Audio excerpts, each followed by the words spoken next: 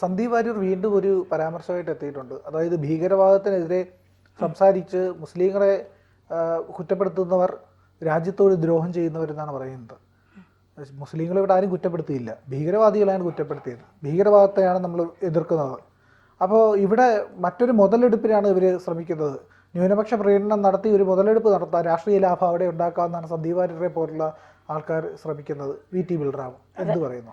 വാര്യർ പൊന്നാനി പോയതിൻ്റെ ഒരസുഖമൊന്നും ഇവിടെ രാജ്യത്ത് തീർക്കണ്ട. അത് മറ്റേ പാണക്കാട് തങ്ങളുടെ വീട്ടിലും ലീഗിലും ഒക്കെ അങ്ങ് തീർത്താൽ മതി, ഇന്ത്യയിൽ തീർക്കാൻ നിൽക്കണ്ട. അത് ഓടിയ മുഴുക്കൂല എന്ന് പറയും പോലെ വാര്യരുടെ അത്തരം പ്രസ്താവനകളൊന്നും ഏക്കില്ല. അതായത് ഭീകരവാദ പ്രവർത്തനങ്ങൾ നടത്തുന്നവരെ രാജ്യം എതിർക്കും, അവരെ തീർക്കേണ്ടവരാണെങ്കിൽ അവരെ തീർക്കുക തന്നെ ചെയ്യും, അതിലൊരു സംശയവും വേണ്ട.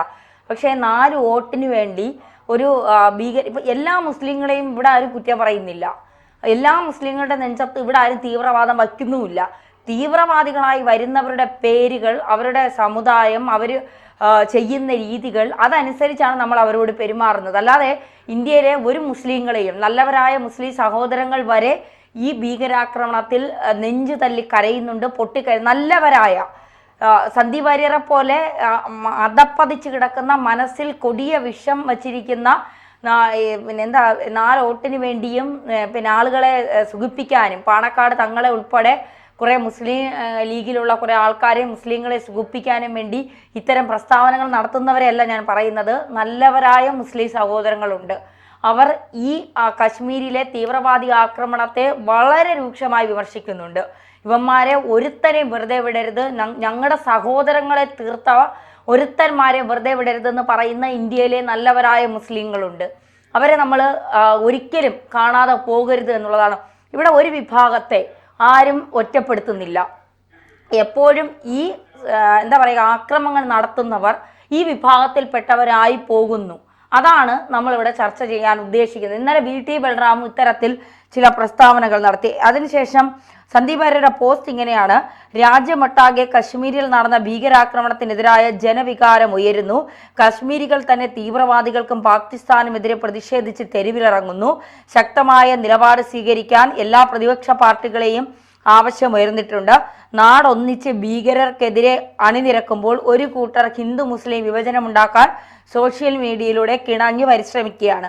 കശ്മീരിൽ പാകിസ്ഥാൻ നടത്തുന്ന തീവ്രവാദ പ്രവർത്തനങ്ങളെ ഇന്ത്യൻ മുസൽമാന്റെ പിടലിക്ക് വച്ചു കിട്ടുന്നത് ആർക്ക് ഗുണം ചെയ്യുക?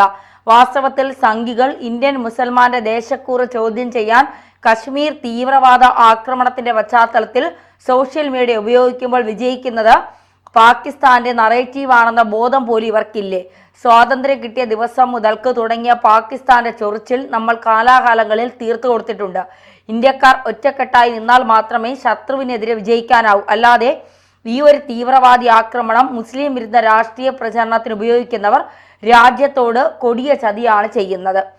ഇന്ത്യൻ മുസൽമാന്റെ ദേശക്കൂറ് ചോദ്യം ചെയ്യുന്ന സംഘികൾ മറന്നു പോകാത്ത ഒരു പേര് പറയാം. 1965 പാകിസ്ഥാനെതിരായ യുദ്ധത്തിൽ മാതൃരാജ്യത്തിനായി വീറോടെ പോരാടി വീരമൃത്യു വരിച്ച ഹവിൽദാർ അബ്ദുൽ ഹമീദ്.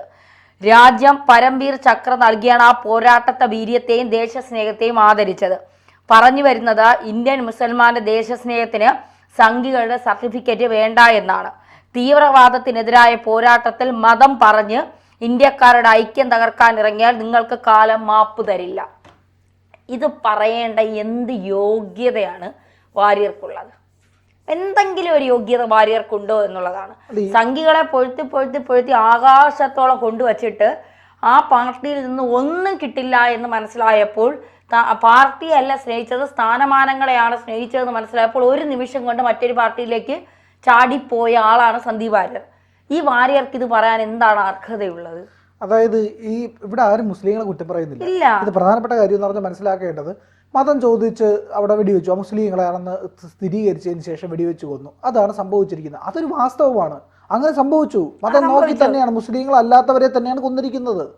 കൊന്നവർ മുസ്ലിങ്ങളുമാണ് എന്ന് പറഞ്ഞ് രാജ്യത്തെ എല്ലാ മുസ്ലിങ്ങളും തീവ്രവാദികളെന്ന് ആരും പറഞ്ഞിട്ടില്ല. ഇല്ല എന്ന് പറഞ്ഞ ഇന്ത്യയിലെ മുസ്ലിങ്ങളെ മുഴുവൻ ഇന്ത്യ വിട്ട് പോകണമെന്ന് ഇന്ത്യൻ സർക്കാർ പറഞ്ഞോ? ഇല്ല. ഏതെങ്കിലും സോഷ്യൽ മീഡിയയിൽ ഏതെങ്കിലും ആളുകൾ മുസ്ലിങ്ങൾക്കെതിരെ സംസാരിക്കുകയോ പ്രചരണം നടത്തുകയോ ചെയ്യുന്നുണ്ടോ? ഇന്ത്യക്കാർക്ക് വേണ്ടി, നമ്മുടെ ഇന്ത്യക്കാർക്ക് വേണ്ടി, നമ്മുടെ ചോര എന്താ പറയുക, ഒരു തെറ്റും ചെയ്യാതെ തീവ്രവാദികൾ കൊന്നവർക്ക് വേണ്ടി നമ്മൾ തിരിച്ചടിക്കണം എന്നാണ് പറയുന്നത്. അത് മതം നോക്കി കൊന്നു എന്നുള്ളത് വാസ്തവമാണ്, സത്യമാണ്. ആൾക്കാരുടെ പാൻ്റ് അഴിച്ച് നിക്കറഴിച്ച് പരിശോധിച്ചതിന് ശേഷം സ്ഥിരീകരിച്ചതിന് ശേഷം കൊല്ലുന്നു. കലിമ ചൊല്ലാൻ അറിയാമോ എന്ന് ചോദിക്കുന്നു, എന്നിട്ട് കൊല്ലുന്നു. ഇതൊക്കെ സംഭവിച്ച കാര്യങ്ങളാണ്, സത്യമാണ്. അത് അവർ പറയുന്നുണ്ട്. മരിച്ചു കിടക്കുന്ന ആൾക്കാരുടെ ബന്ധുക്കളെന്ന് പറയുന്നുണ്ട് ഇങ്ങനെയൊക്കെ ചോദിച്ചാണ് വെടിവെച്ചതെന്ന്. അത് അവർക്ക് കള്ളം പറയേണ്ട കാര്യമില്ലല്ലോ. അപ്പോൾ ഇങ്ങനെ നടന്ന സംഭവത്തിനെ തുറന്നു കാണിക്കുകയും അത് പറയുകയും ചെയ്യുന്നു എന്നുള്ളത് മാത്രമേ ഉള്ളൂ. അല്ലാതെ ഇവിടെ മുസ്ലിങ്ങളെ കുറ്റപ്പെടുത്തുകയോ അവരെ ക്രിമിനൽവൽക്കരിക്കുകയോ അല്ലെങ്കിൽ അവരെന്തെങ്കിലും പാതകം ചെയ്തു എന്നോ ഒന്നും പറയുന്നില്ല. ഒരു മുസ്ലിമിനെയോ ഒരു ഇസ്ലാമിനെയോ ഒന്നും കുറ്റം പറയുന്നില്ല. ഇവിടെ പറയുന്നത് ഇത്രയേ ഉള്ളൂ, കൊന്നവർ മുസ്ലിങ്ങളാണ്, കൊല്ലപ്പെട്ടവർ ഹിന്ദുക്കളാണ്, ഒരു മുസ്ലിമും കൊല്ലപ്പെട്ടിട്ടുള്ള കാശ്മീരിയായിട്ടുള്ളതാണ്, ചെറുതുകൽപ്പുണ്ടായി. ഇതെല്ലാം പറയുന്നുണ്ടല്ലോ ഇവിടെ. അദ്ദേഹത്തിന് വേണ്ടി സംസാരിക്കുന്നുണ്ട്. ഇവിടെ ആരും വർഗീയത പറയുന്നില്ല. വർഗീയത സന്ദീപ് വാര്യരെയും VT ബൽറാമിനെയും പോലുള്ള ആൾക്കാരുടെ മനസ്സിലാണ്. അവരുടെ മനസ്സിലേക്ക് കുഷ്ഠം വെച്ചിട്ട് ലോകത്തിന് മൊത്തം കുഷ്ഠമാണെന്ന് അവർ പറയുന്നു. അതാണ് സംഭവിക്കുന്നത്. മഞ്ഞ കണ്ണടയും പച്ച കണ്ണടയും വെച്ചിട്ട് ലോകത്തെ നോക്കുന്നു, എന്നിട്ട് അത് വെച്ചിട്ട് ആൾക്കാരെ കുറ്റം പറയുന്നു. ഇതിൽ നിലവാരമില്ലായ്മയെ എന്ത് കണ്ട് അല്ല പ്രിയ, ഇതിലൊരു കാര്യമുണ്ട്. സന്ദീപ് വാര്യർക്ക് നിലനിൽക്കണമെങ്കിൽ ലീഗിനെ തൃപ്തിപ്പെടുത്തിയ മതിയാകും. അതായത് ഞാൻ ഹിന്ദു പോലും അല്ല എന്ന് സന്ദീപ് വാര്യറിന് പ്രൂവ് ചെയ്യേണ്ട കാര്യങ്ങളുണ്ട്. അതായത് സ്വന്തം അസ്തിത്വം കുഴിച്ചിട്ടിട്ടാണ് കോൺഗ്രസിലേക്ക് ചെന്ന് കയറിയത്.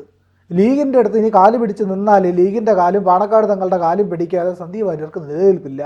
ആ നിലനിൽപ്പിന് വേണ്ടിയിട്ട് എന്ത് കളിയും കളിക്കും, ആരെയും കുറ്റം പറയും, എന്ത് തോന്നിവാസവും പറയും, എന്ത് വെളിവില്ലായ്മയും പറഞ്ഞാലും അവർ സ്വീകരിക്കുമല്ലോ. അങ്ങനെയുള്ള ആളുകൾ തിരിച്ചറിഞ്ഞു തുടങ്ങി എന്നുള്ളതാണ്. ഇപ്പൊ അമിത്ഷായുടെ മുഖം ക്രൂരന്റെ മുഖമാണ്, അമിത്ഷാ ക്രൂരനാണ്. സന്ദീപ് വാര്യർ പറയുന്നത്, സന്ദീപ് വാര്യരുടെ പോസ്റ്റ് എങ്ങാണ്ടാണ്. അപ്പോൾ ഇതിന്റെ ഒക്കെ കാരണക്കാരൻ അമിത്ഷായാണ്, സന്ദീപ് വാര്യർ പറയുന്നതാണ്. ഇത്രയും നാളെ താങ്ങി നടന്നതല്ലേ, താങ്ങി നടന്നിട്ട് ഇപ്പൊ വന്നിട്ട് പറയുകയാണ് അവരെല്ലാം മോശമാണോ? ഉളുപ്പുണ്ടോ എന്ന് മാത്രമേ ചോദിക്കാനുള്ളൂ. ഇല്ലെന്നറിയാം, ചോദിക്കുന്നതേ ഉള്ളൂ. സത്യത്തിൽ ഇവരൊക്കെ പറയുമ്പോഴാണ് ഇന്ത്യയിലെ ഹിന്ദുക്കൾ ചിന്തിക്കുന്നത്, ഓഹോ മുസ്ലിങ്ങളാണല്ലേ ഇതൊക്കെ ചെയ്യുന്നത്. അല്ലെങ്കിൽ ഇവിടുത്തെ ആരും ഇത് ചിന്തിക്കുന്നില്ല, പറയുന്നത് ഇവരാണ്. അതെ, ഇവർ പറഞ്ഞു തരാണ് ഇവിടെ ഇങ്ങനെ ഒരു സംഭവം ഉണ്ട്, ഇത് മുസ്ലിങ്ങൾക്കെതിരായിട്ടാണ്, മുസ്ലിങ്ങളാണ് തെരഞ്ഞുപിടിച്ച് ഹിന്ദുക്കളെ കൊന്നത്. അപ്പോൾ അതുകൊണ്ട് ഇത് പറയുന്നതിന് മറ്റൊരു ഉദ്ദേശം കൂടെ ഉണ്ട്. ഈ തീവ്രവാദി ആക്രമണത്തിന്റെ പ്രസക്തിയെ നശിപ്പിക്കുക എന്നുള്ളത്. ഇതിങ്ങനെ ഒരു സാധനം നടന്നു, ഇതാണ് ഇവിടെ ഉണ്ടായിരിക്കുന്നത്, തീവ്രവാദത്തിനെതിരെ നമ്മൾ നിലപാടെടുക്കണം എന്നുള്ള പ്രസക്തമായ വിഷയത്തിനെ അപ്രസക്തമാക്കാൻ വേണ്ടിയിട്ടാണ് ഈ നിലപാടെടുക്കുന്നത്. തീവ്രവാദം ചർച്ച ചെയ്യപ്പെടാൻ പാടില്ല, അതവരുടെ അജണ്ടയാണ്.